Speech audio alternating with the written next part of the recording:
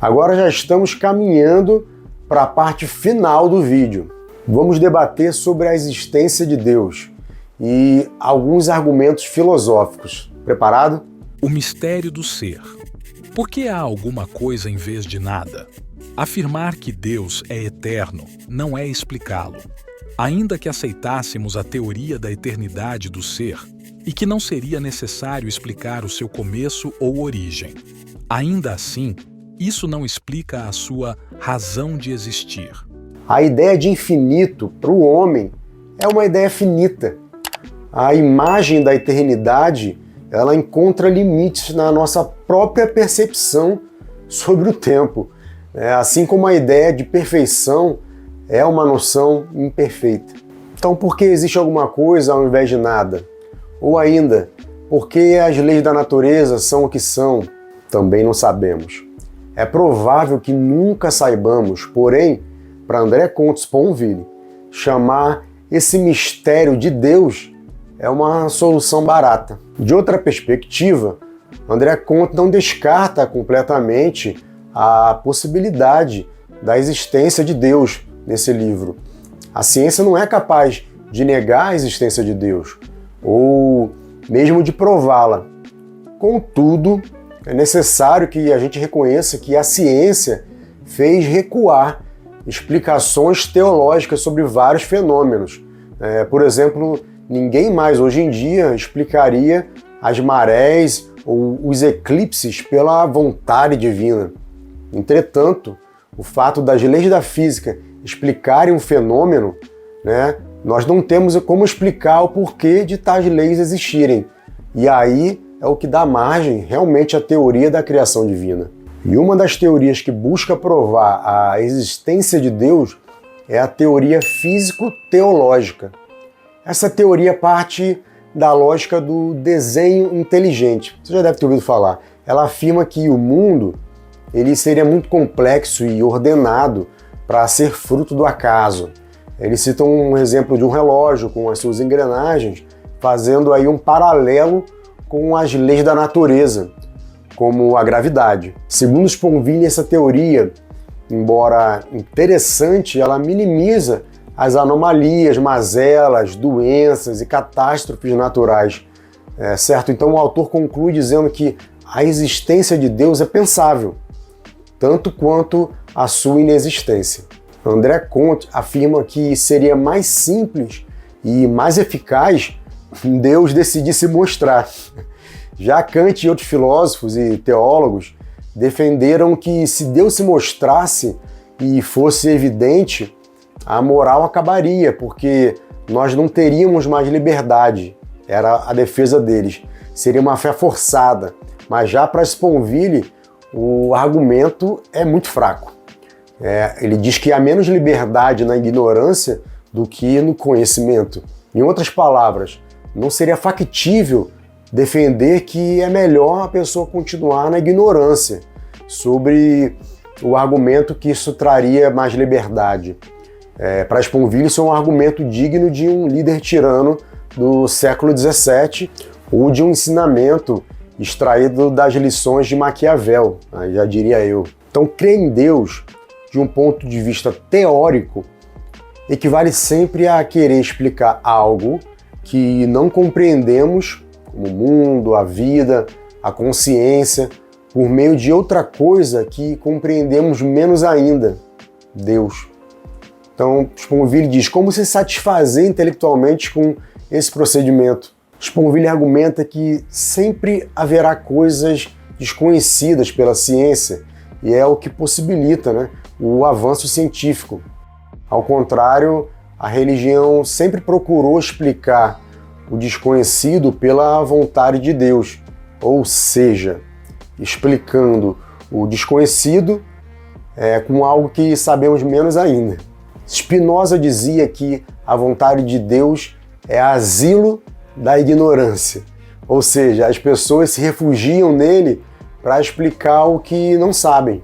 O Deus de Spinoza não possui traços antropomórficos, consciência, vontade, mandamentos, é a natureza. Spinoza chama essa energia de conatus. E quanto a Deus ser uma projeção humana, Montesquieu dizia que se os triângulos fizessem um Deus, lhe dariam 3 lados. Deus é sempre concebido por analogia com o que somos ou conhecemos. Vocês já devem ter ouvido frases como Deus está para a natureza, assim como o pintor está para a sua obra. Ou Deus está para a humanidade, assim como o pai está para os seus filhos. Que ele está para a igreja, assim como o noivo está para a sua noiva, etc, etc, etc. São todos exemplos claros de antropomorfismo. Todo antropomorfismo referente ao absoluto, ao incognoscível, é ingênuo. O silêncio, diante do indizível, valeria mais. Disse o grande filósofo Sponville. Um detalhe sobre ele é que ele próprio se diz que, além de não crer em Deus, que seria um ateísmo negativo ou algo próximo do agnosticismo, mas ele crê que Deus não existe, que é um ateísmo positivo ou um ateísmo stricto sensu. Pesado. Vamos colocar mais lenha na fogueira? Eu recomendo que, se você não tem estômago forte ou se tá com a fé meio abalada, nessa hora você já pode sair do vídeo, tá? Porque você pode ficar mais abalado ainda. Aviso dado, para quem ficou, vamos analisar a seguinte proposição lógica. Epicuro dizia: ou Deus quer eliminar o mal e não pode, ou pode e não quer, ou não pode e nem quer, ou quer e pode. Se quer e não pode é impotente, o que não corresponde a Deus. Se pode e não quer é mal, o que é estranho às características de Deus. Se não pode e nem quer, é ao mesmo tempo impotente e mal, logo não é Deus. Se pode e quer, o que corresponde somente a Deus, de onde então vem o mal ou por que Deus não o suprime? O poeta Lucrécio, em seu trágico poema, dizia: a vida é difícil demais, a humanidade é demasiadamente fraca e o trabalho extenuante demais. Os prazeres vãos ou raros demais, a dor é demasiada frequente ou demasiado atroz. O acaso é demasiado injusto ou demasiado cego para que se possa crer que um mundo tão imperfeito seja de origem divina. Bom, pessoal, isso tudo foi só um gostinho da discussão contida no livro. Deixa eu buscar ele aqui de novo. Como eu já adiantei, é um debate muito interessante. Eu recomendo fortemente que você compre o livro para aprofundar na área. Então, vamos repetir a frase que eu usei de base para essa temática da existência de Deus. O mistério do ser. Por que há alguma coisa em vez de nada? Afirmar que Deus é eterno não é explicá-lo. Ainda que aceitássemos a teoria da eternidade do ser e que não seria necessário explicar o seu começo ou origem, ainda assim, isso não explica a sua razão de existir. O último tópico do vídeo de hoje não será uma frase, mas vamos falar de um subtítulo do livro chamado de O Alegre Desespero. O autor nos faz refletir sobre os possíveis impactos de se perder a fé. Segundo ele, para quem perde a fé, não haveria uma considerável alteração na questão do conhecimento natural, vamos dizer assim, nem tampouco em relação à moral. Sponville afirma que o conhecimento científico é baseado na historicidade e, portanto, não haveria nenhum tipo de prejuízo. Já a moral, por estar enraizada na sociedade, mesmo a moral religiosa já se tornou secular com o passar dos séculos. Dessa maneira, o principal impacto de se perder a fé seria o desaparecimento da esperança. O filósofo e sociólogo alemão Max Weber foi o primeiro a iniciar análises e uma leitura apurada sobre os impactos da secularização e da perda da fé, ou seja, da racionalidade para o comportamento do homem moderno. O conceito trazido por Weber é denominado desencantamento do mundo. Weber introduziu o conceito de desencantamento do mundo argumentando que a ascensão desse racionalismo e da ciência na sociedade moderna levou à desvalorização das crenças mágicas e religiosas tradicionais, à medida que a racionalidade e a lógica se tornaram mais proeminentes.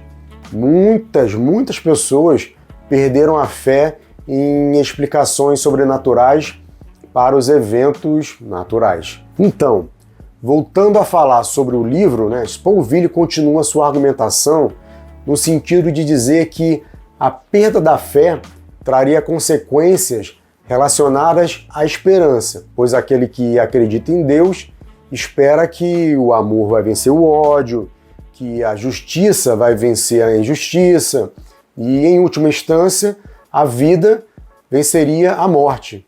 Nesse ponto reside a principal arma persuasiva e a coisa mais importante, que as religiões têm a oferecer no campo subjetivo da humanidade, a esperança.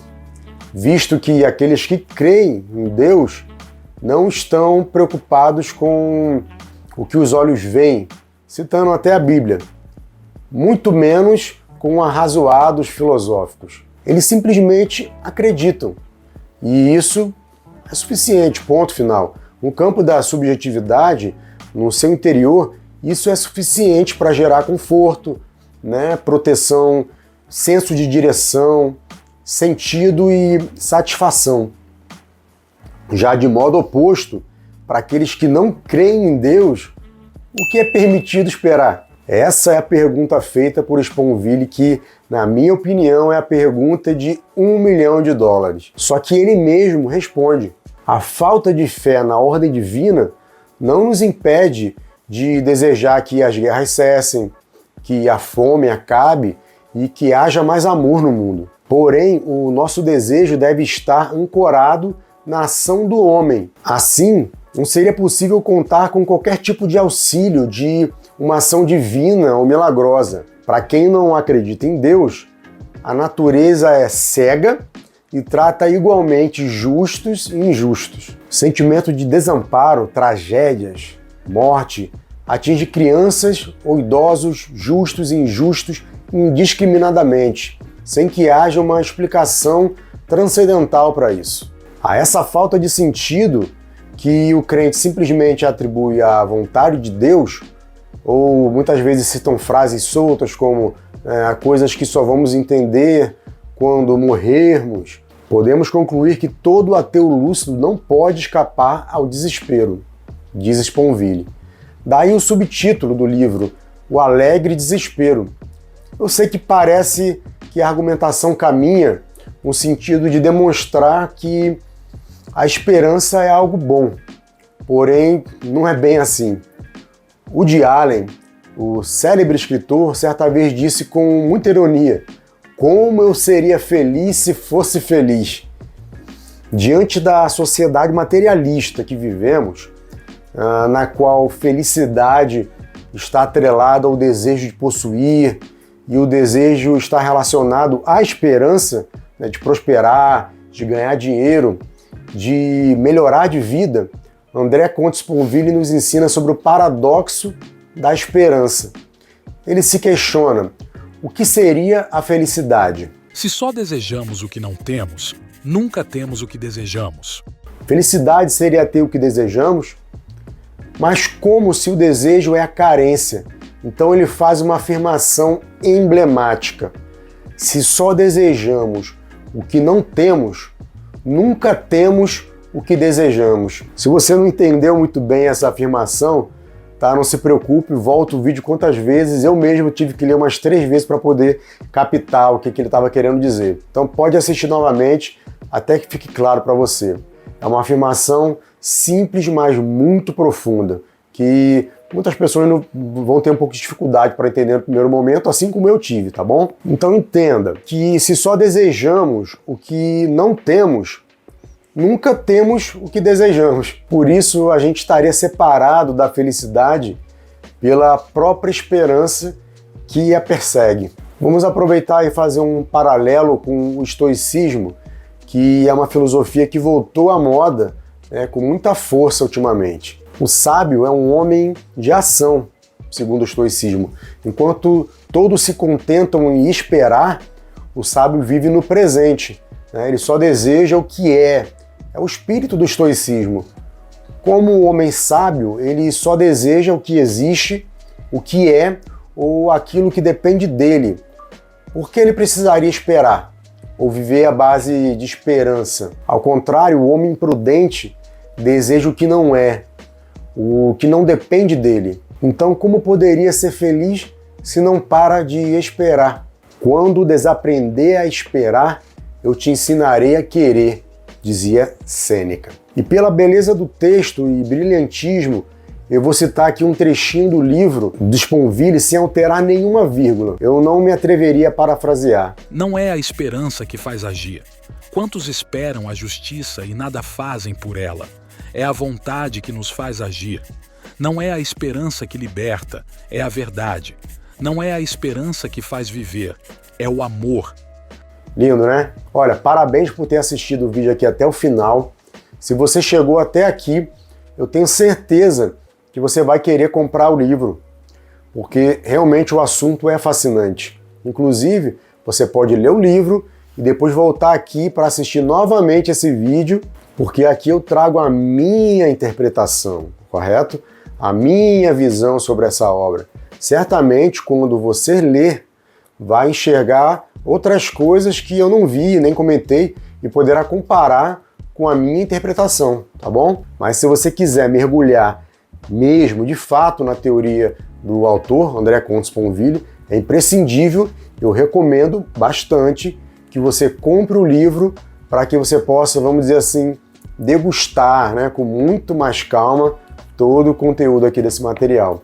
O link para comprar o livro está aqui na descrição do vídeo e eu peço que você compre por esse link, que assim você acaba ajudando um pouquinho o canal. Na descrição do vídeo eu também deixei outros livros que eu indico e alguns cursos que também eu indico como complemento de estudo, tá bom? Pessoal, muito obrigado por ter assistido aqui o vídeo até o final e eu espero vocês no próximo vídeo aqui na Sociedade do Conhecimento. Um abraço!